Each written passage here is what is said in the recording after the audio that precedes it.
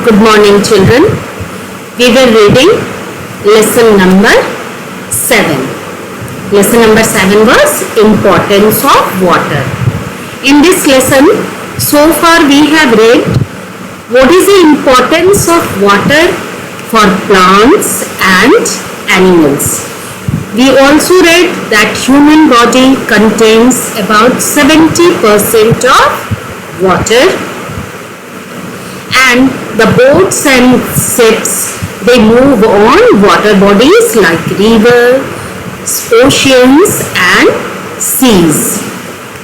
Now, importance of water for animals also we have seen that in digestion of food it is necessary. Then we read about the aquatic animals also,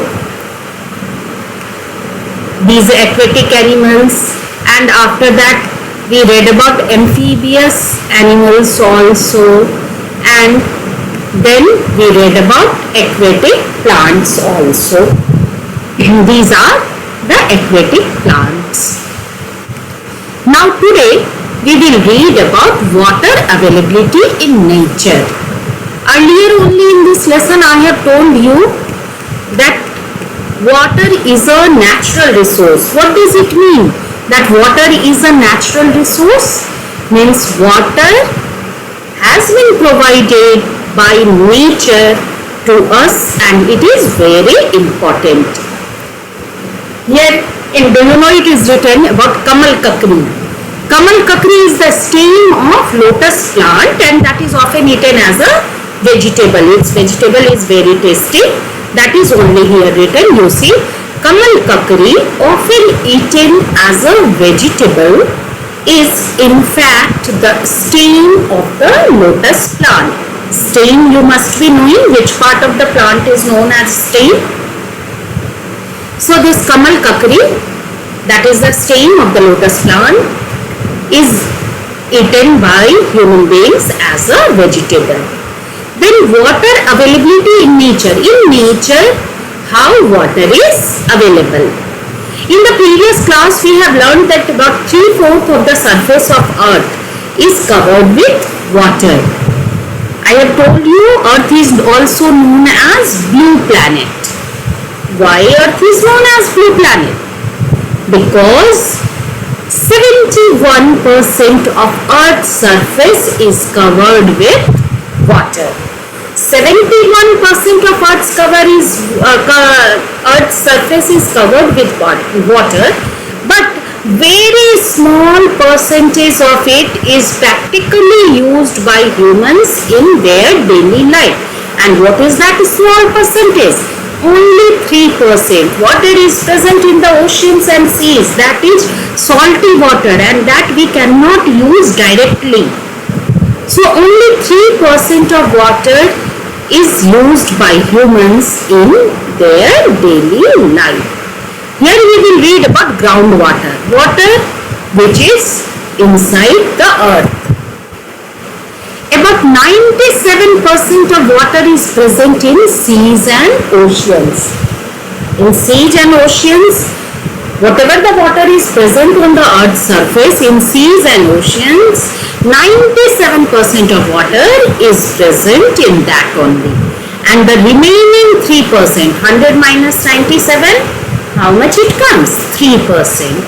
The remaining 3% water is present in rivers, ponds, lakes, streams and glaciers, big block of ice. Ice is the frozen form of solid form of water. A small part of water from Earth's surface seeps into the ground and gets trapped between underground rocks. This is called groundwater. Means a small part of water, when rain comes, then a small part of water from Earth's surface seeps into the ground, means it goes into the ground, and where it gets trapped? Between underground rocks, and that is called groundwater. Earlier, people used to fetch water for their daily needs from rivers, lakes or wells. Earlier, this pipe system tap water was not available in the houses. Nowadays, what is there? Anywhere you can see the taps.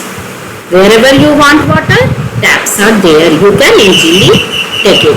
But earlier, people used to fetch water for their daily needs from rivers, lakes or wells. Even now, in many areas where there is no system of supplying water through pipes, means where pipe connection is not there, then people depend on natural sources of water. And what are the natural sources of water? Rivers or ponds. In this picture, you can see how the people are fetching water from the rivers.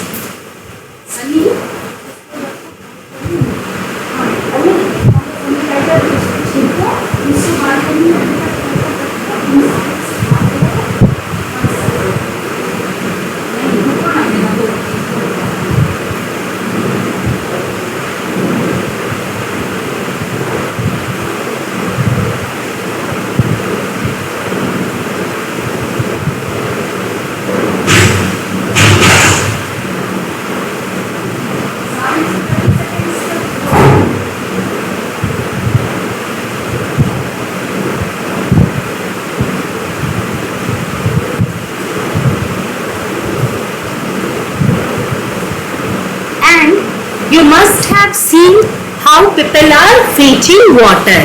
So earlier people used to fetch water for their daily needs from river, lakes or wells. Even now in many areas where there is no system of supplying water through pipes, people depend on natural sources of water. And what are the natural sources of water? Like rivers or ponds.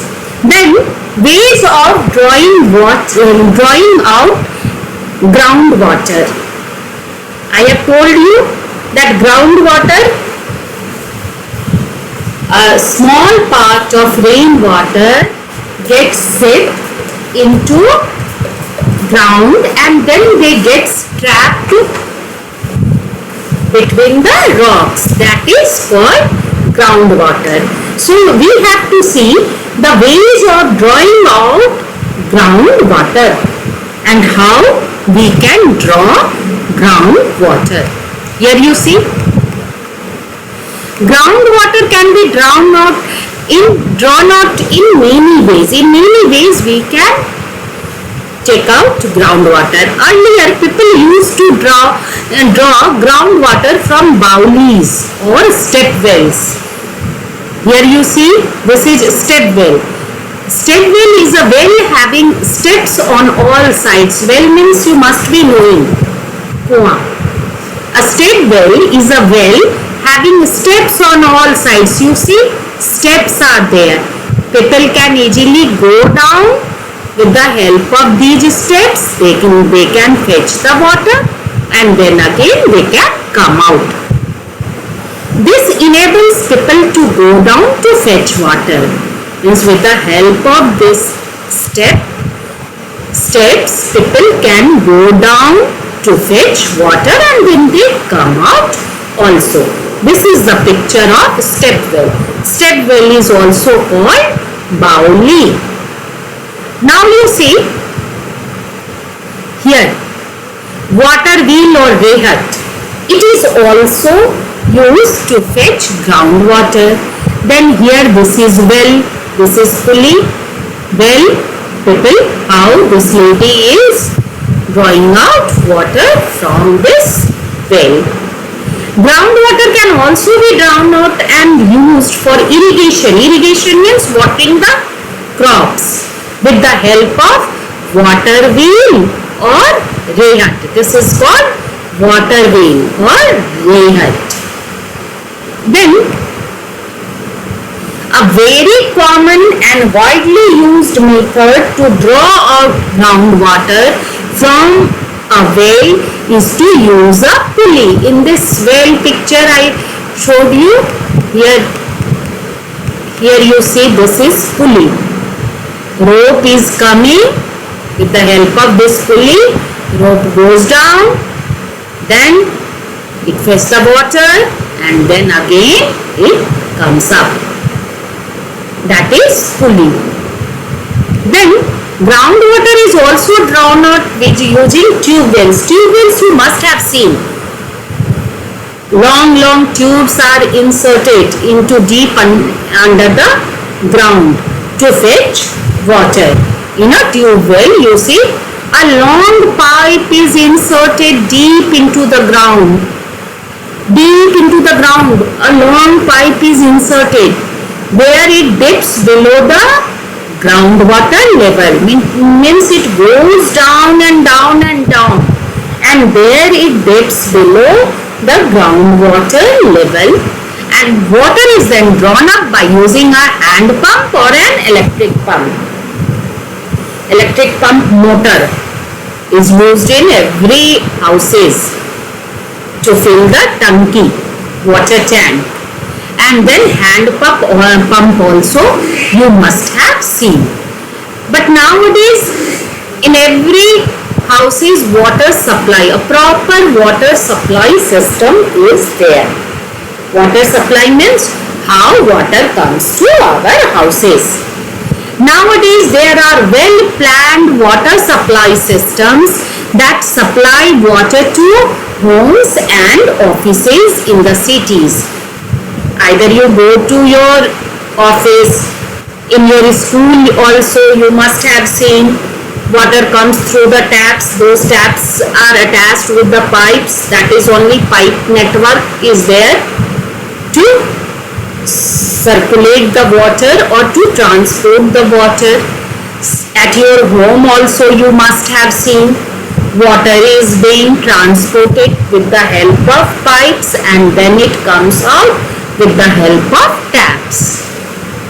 Such systems are also being used in many villages. In such system, the river water is usually purified by a series of processes. Means river water is dirty water. Directly we cannot use river water. So what river water is being done? It is being usually purified. Purified means what? Series of processes are there to make the river water pure. Then only it will be supplied to homes and offices, because dirty water we may fall ill if we use dirty water. That make it fit for drinking after the purification of river water. And how the river water is being purified? By a series of processes. Means there are so many processes by which this river water can be purified to make it fit for drinking. And this purified water is then sent to homes and offices through a network of pumps and pipes.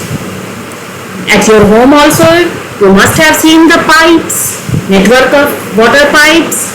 In the school also you must have seen, and wherever you go, in hotels, in offices, everywhere, a series of a network of pumps and pipes are there to supply the water. So this is water supply, children. You understood? At your home also, here you see it is written that the river water is usually purified by a series of processes. Then it comes to our house. But then also in our house also we use water purifier system like Kent water purifier or RO or AquaGuard or anything else. We keep it in our home also, because dirty water we cannot drink. We may fall sick, and that's why water is being purified. So this lesson is completed. It was a very small lesson, children. In this lesson what we have read? Water supply we have read. Then we also read about water wheel or rehat. This is a wheel. In wheel, water is drawn out with the help of pulley. Then we have also read about ways of drawing out groundwater. This is step well. Step well is also called Bowli. Then here in this picture we saw people taking water from pond. Then we also read in this lesson that 97% of water is present in seas and ocean, and remaining 3% water is present in river, ponds, lakes and streams, and this 3% water is only fit for drinking. Then we also read about how water is available in the nature. We read about Kamal Kakri also. Then these aquatic plants also we read in this lesson. We read about amphibious animals also.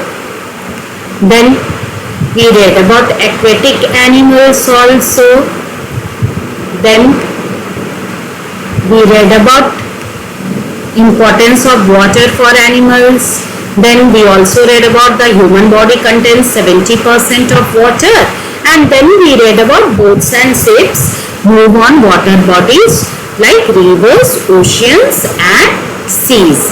So these are all the things we have read in this lesson number 7. This lesson is the last lesson of your first summative, means half yearly exam, term 1.